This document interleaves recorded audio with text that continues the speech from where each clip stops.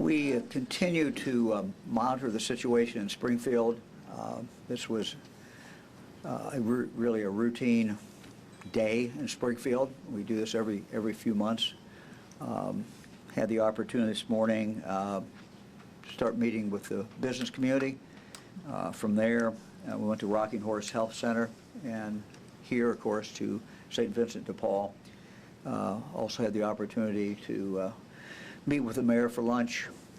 So just really tried to get an update on really what is going on. With me today is Kara Wente, who heads up our children's and youth department, as well as Andy Wilson, who of course is from Springfield, former prosecutor, but also he has now been for some time my director of public safety. I think the community continues to do an excellent job in managing everything that's going on in the community. I think it's been good leadership. A lot of people from the faith-based communities are directly involved. We continue to offer help and give some help. Several things that we have worked on in the past. Number one, of most importance, frankly, was the medical situation and the health situation. Anytime you have a surge of population over a few-year period of time, we saw a medical care as being stretched, but that certainly has stabilized. And I think the one word I would use to describe Springfield today is stable. A lot of people have worked very, very hard. Our goal has been to provide help when we could, and really try to provide help for the entire community and for everyone who lives here. The driver safety issue continues to stabilize. We continue to provide help in regard to driver's education and driver's training. So that continues, I think, to go well. Maybe a little report on the meeting with the business community this morning, because this is the community that obviously is employing a number of Haitians. We had on June 12th a change in status for some people. We use the term parole. That is not the term that as we use it normally in the criminal justice system. It has really nothing to do with that. But it is a designation of certain people who were in the United States from other countries. We've had that change, as you know, on June 12th. And so what happened then is the people who came under that label, companies were no longer legally allowed to employ them. And so you had some people then on that particular day who lost their jobs. We've seen as a result of that certainly an increase in requests for charitable care. The community has responded very well to. We've also saw a slow uptick, but a rather steady uptick in uncompensated care at the hospital. So those are kind of two things that were brought out today in the conversations that we had. Looking to the future, employers were very focused on the September 2nd date, which is the date that is set for the TPS now to expire. There's, of course, a caveat connected with that, because there was a court case out of New York, and frankly, it's not clear exactly what impact that's going to have. But I think it's safe, unless something changes, to assume that either the first part of September or the first part of February, a lot of the people who are employed here not just in Springfield, not just in Clark County, but frankly in the whole region, will no longer be legally allowed to be employed, which will mean when that date hits, whatever that day is, again, whether it's in September or whether it's in February, there's going to be a massive layoff here in the Miami Valley of Haitians. And anybody else who might have that TPS label. And that will obviously cause some significant challenges for the community. You'll have a lot of people, large number of people who are unemployed instantly. So that again is something that people that we talk with today are concerned about, and we're working with them. Again, this was really kind of a opportunity for Fran and for me and for my team who is here, just to get updated directly by people who are involved, people who know what's going on as we look towards the future. Again, our goal remains the same. Our goal is to help the people who live in Springfield and the people who live in Clark County, and that will remain our goal. Happy to respond to any questions.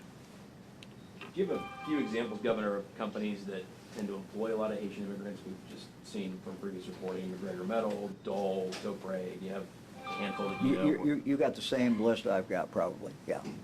Those are, all three were represented there this morning. There's a couple more, but you know, we continue to talk really to kind of the same people. And again, the caveat that I put in there is we know that there are a lot of people who have lived in Springfield, Haitians who don't work in Springfield. They work somewhere else. And so that's why I said the Miami Valley. It certainly is in this whole area. There are people, but you know, once that TPS changes, that ability of them to be here because of TPS, once that's removed, no matter where they're working, those employers are not going to be able to employ them. And so that was really the discussion that we had today. That it's coming. We assume it's coming. We don't know really for sure what date. The date, I think that, you know, is certainly on the calendar, September, early September, but we don't know ultimately where that court case is going to be appealed, what's going to happen. But you know, employers have to be looking at that, and they're looking at a rather dramatic drop. You know, we talked to one company that's getting ready to expand by 250 to 300 employees. And for them, you know, this is going to be a huge challenge for them to be able to make that. This is an auto parts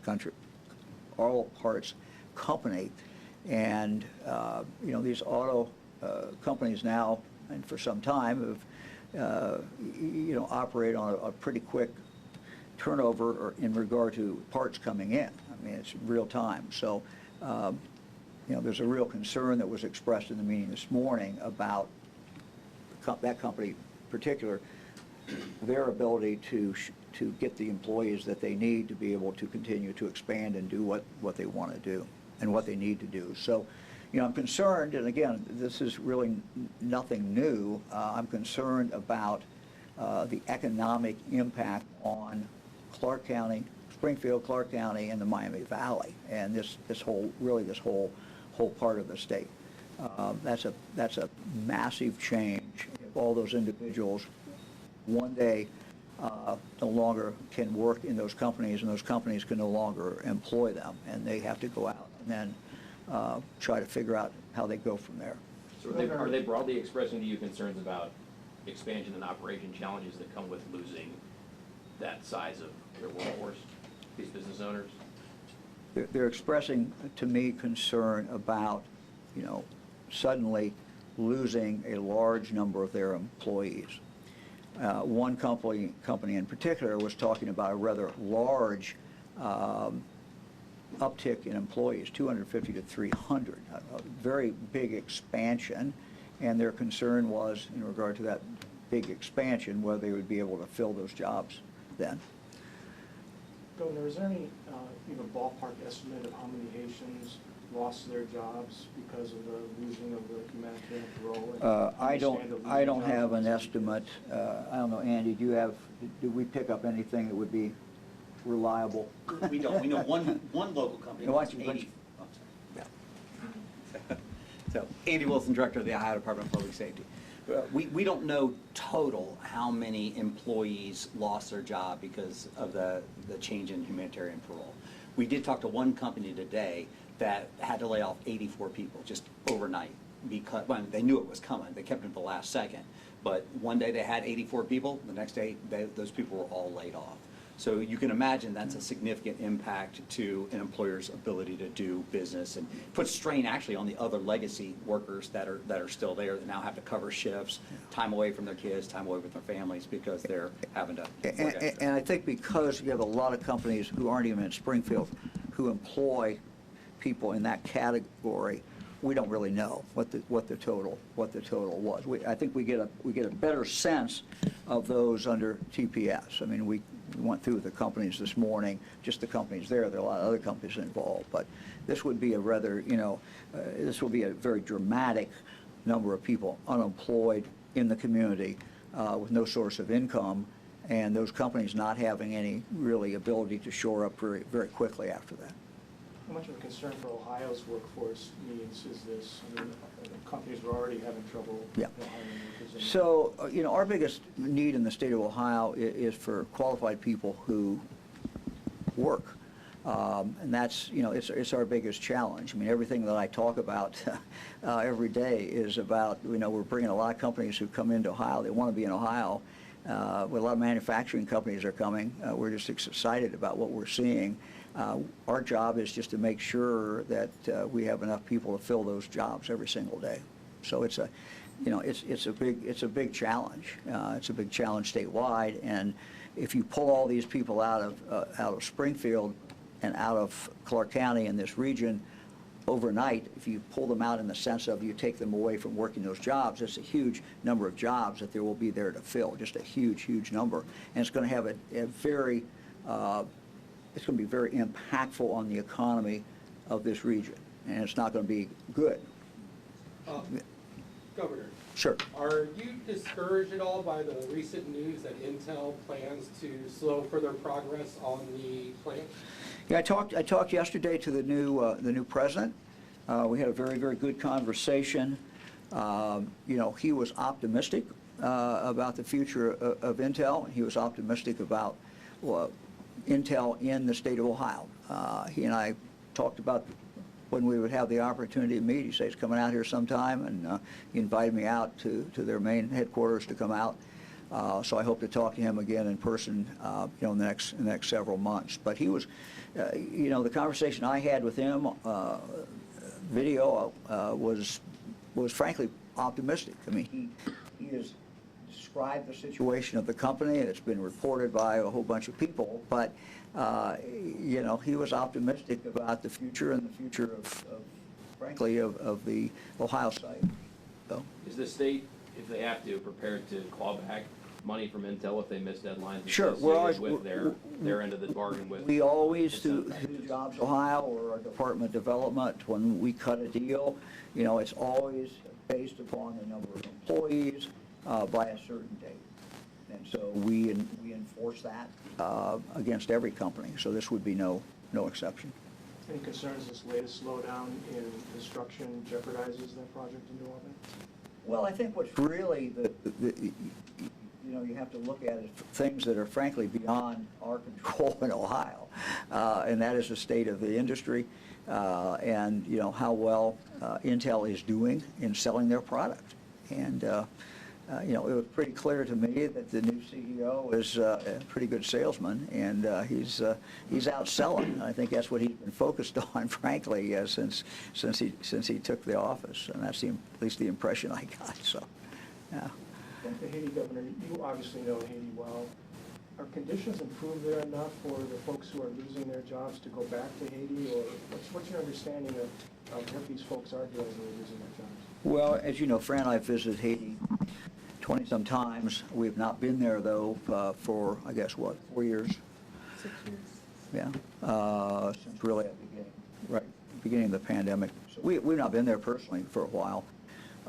But, we certainly know people. I talked to their ambassador, a couple weeks ago about the situation down there, their ambassador to the United States, Haiti's. And, of course, as you know, we work with a Catholic priest down there. And look, I mean, the situation is horrible. You know, as long as Fran and I've been going there, it's never been good, but it's worse than it's ever been. It is a violent, the gangs run the country, basically, or a good part of the country. The port at Port-au-Prince, the airport, the last I looked, was still closed. Now, maybe it's open, but it was closed because the gangs were shooting at the planes as they came in. And very understandably, no pilot wants to fly in there and be shot at. The gangs literally run different regions of the country. It is a place of now extreme violence, very peaceful people, but the gangs themselves wreak havoc on the community. So it's a very, very dangerous country today.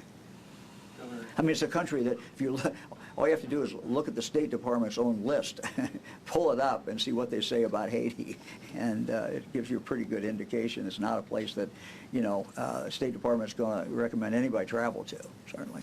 Governor, at some point today, were there any potential solutions thrown out to any of these issues, or was today really just about recognizing and identifying concerns in the community? No, I think today was, frankly, gave my team, Fran and myself, an opportunity to talk with people who are on the front line, who are trying to manage the situation, who are trying to keep the community stable, who are trying to help people who need help, who are trying to keep families together. I think that's one of the big, you know, messages today is we have to do everything we can to keep families together and help them, whether that is from the medical point of view, which is very, very, very important, or from many other aspects. So it's how we can help Springfield. And it gave us, I think, a much better or more up-to-date, I should say, read on what exactly is going on in Springfield and what needs to be done. So, you know, I'm always someone who thinks that, you know, going back to when I was a county prosecutor in Greene County, I wanted to get out and see what was going on. I want to talk to people who were really on the scene. That's simply what we were doing today. How can the state help, Governor, here? We can continue to make sure, frankly, in the health area, that we are doing what we need to do. We also, you know, frankly, have some concerns. I don't want to be an alarmist, and I'm not, but, you know, we do have to look at the situation about Haitian children, U.S. citizens, if parents are quickly taken out of the country, and, you know, quickly taken. So that's one of the discussions that we were involved in today. What do we do if we have children who are left here, and how do we work on that? But one of the reasons I asked Kara to be here is because that's her area. So, again, everything is local. As you know, in Ohio, our children's services are local, but we stand to help them, and we want to. So we just want to be prepared for whatever is going to happen, whether it is, you know, coming up in September or whether it's going to come up in February. We want to be as prepared as we can for that. I want to ask you about children. Any reports, Governor, of ICE action or other enforcement to deport the Haitians who are losing their jobs? No. I think you know, I have nothing on that. We are in touch with ICE. We're not aware of that. I mean, the next thing that naturally happens is the employers simply won't be able to employ people. You know, so I mean, that's where you're going to see the big change. When one day, whatever that day is, they can't employ these individuals, and then they're unemployed, and then we see all the consequences from that. I want to ask you about Children's Services. Governor, I don't know if you've been briefed on the Herschel Creechbaum death in Dayton, but Yes. His mom and her boyfriend are facing charges after he was found dead. Through reporting we've done, we know that Clark and Montgomery County Children's Yes. Services were both contacted about concerns about his welfare, DCY, his still need. They're looking into it to figure out what's going on here, to gather more information. Do you have any concerns about this case as you followed it or learned about it? Well, it's a horrible tragedy, and I have, you know, obviously a concern every time we see a child die, and certainly die under these circumstances. So we are doing what we always do. We'll carry on an investigation that does involve Montgomery County Children's Services, and it does involve Clark County Children's Services. That's our standard operating procedure anytime that there is a death, in custody death. And so that is ongoing at this point. But DC, you're confirming DCY's investigation does involve both of those children's Yes. services agencies? Yes. Anybody else? What's your response to the State House overriding your vetoes? Oh, this is part of the process. This is part of the Ohio Constitution. I get a chance to go through and veto items that I think are not in the best interest of the people of Ohio, and legislature has a chance to come back, and if 60% of each house agrees, they get to override my veto. They overrode my veto the other day on one item. The other two they didn't do, but they have indicated they're going to come back and try to do more. But that was part of the process. But what we're doing in regard to our working group will continue, no matter what the House and Senate does. I've given them 60 days to come up with answers to a problem that we see in Ohio. And the problem is that the tax that people are complaining to me about is real estate taxes. And we have to be able to help the elderly couple who maybe have paid off their mortgage, lived in their house many, many years, raised their kids there, but they happen to live in a neighborhood or a community where the values are skyrocketing, and so their taxes are skyrocketing, and now they no longer can pay those and risk losing their house. We have to have compassion for them, and we have to provide support and help for them. At the same time, we have to make sure that our schools, our fire departments, our police departments, all have the tax base that they need to be able to provide the services that we ask for. So it's a balance, and we've got a good working group. They had their first meeting yesterday, and they're going to work very, very hard. And once they come up with a recommendation or recommendations, we will take those to the General Assembly. I don't know what the recommendations yet will be, but we will take those certainly to the General Assembly. General Assembly did some work, which we are grateful for. They came up with 20-some recommendations. A few of those were incorporated into the budget. Most of them were not. We're going to look at all of them. I've asked the working group to look at every single one of these to make a decision about, is that a good idea? Can that be incorporated? What can we learn from that working group that they put together? We have So, time for one more question. anybody else? I have a question. Sure. Andy previously had said, the state's willing to work with Springfield with the gun violence, and I think this past week there was another homicide. So just seeing if there's any assistance the state Yeah. is providing with Springfield's gun violence. Yeah, I'm going to ask Andy to come up here. Look, we are very concerned about gun violence, not just in Springfield. We're concerned about many of our cities across the state of Ohio, and we have in several of our last budgets provided a lot of money to focus on those communities. But we also can come in with the Highway Patrol and come in for a limited period of time and kind of surge in and provide some specific help. Andy, you want to update everybody on that, on Springfield specifically? First of all, it starts with relationships. And I think what you're seeing right now is the Clark County Sheriff's Office, the Springfield Police Division, and the local post of the Ohio State Highway Patrol working collaboratively in a way probably better than I've ever seen in my career.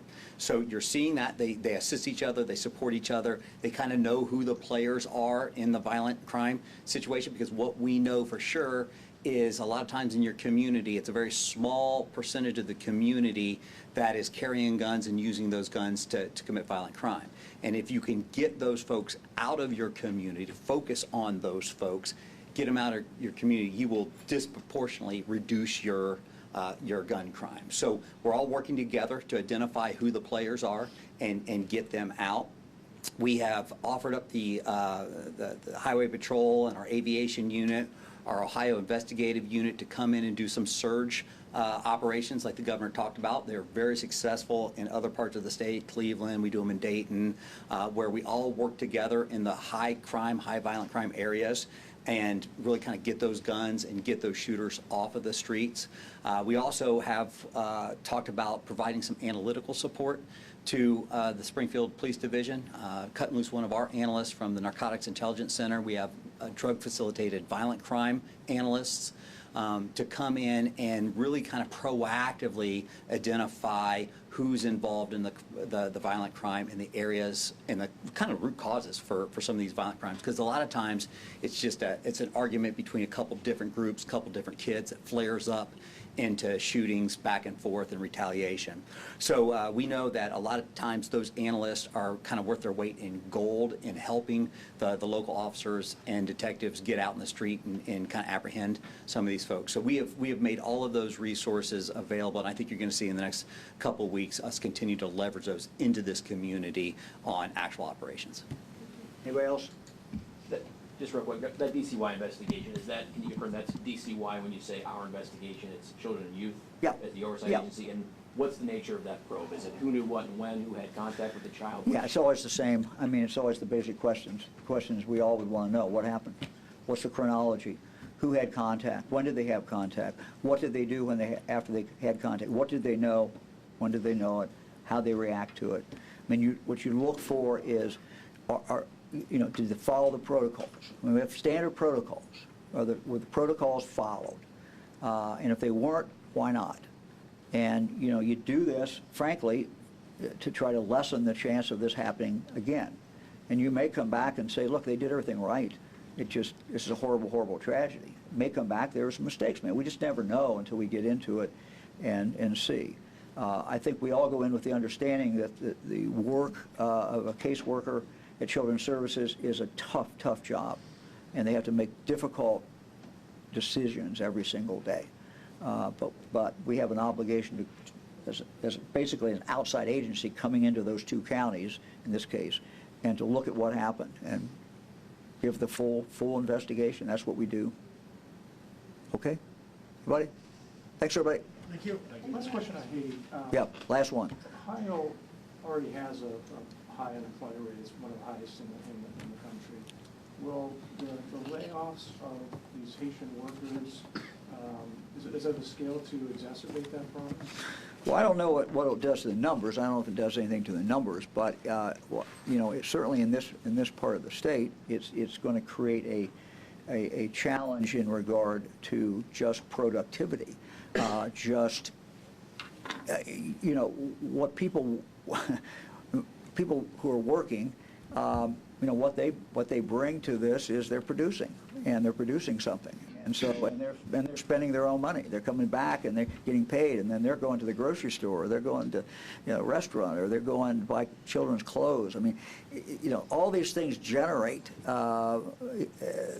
improvement in the economy. And, Springfield has come back. Springfield has come back a long ways. And part of the reason Springfield has come back is, frankly, because the Haitians have been in here working. And again, when you talk to the employers this morning, they had the same story they had when Fran and I had them out for breakfast 6 months ago, or whatever it was. These people were employing. They come to work on time. They want overtime. And almost every single one of them has a second job someplace else. So these are contributing members to the economy. These are contributing members to the community. And, when you rip those out and rip those away from the community, it's going to have an effect. It's going to leave a scar. It's going to leave, a hole. Just the facts. I think we have to just be pretty dispassionate about this and just try to analyze what happens, what's going to happen when this happens. And that's what's going to happen. And the employers, as they describe these workers, there's initially a language barrier. There may be a cultural barrier, but ultimately, people come to work, they do the job, and they fill slots that needed to be filled. Can't have anything but a bad impact on the economy and a bad impact on the community if you rip all those people out and they're unemployed and they don't have another job. So, thanks, everybody. Thank you. You got last one? This is the last one. The last one. Are there any plans in place to maybe help provide support to those that are losing their jobs? Well, they can't work. I mean, they can't legally work. So they're you know, that's the challenge. I mean, you know, as long as they remain in the community, you know, certainly the charitable community does what they do, and they do a very, very good job. But that doesn't replace a paycheck, and it doesn't, you know, replace that person having 2 paychecks or 3 paychecks in the family where they can support their kids. But ultimately, it has you know, a bad impact on the community itself. And I think that's what we're trying to continue to look at, is the community itself.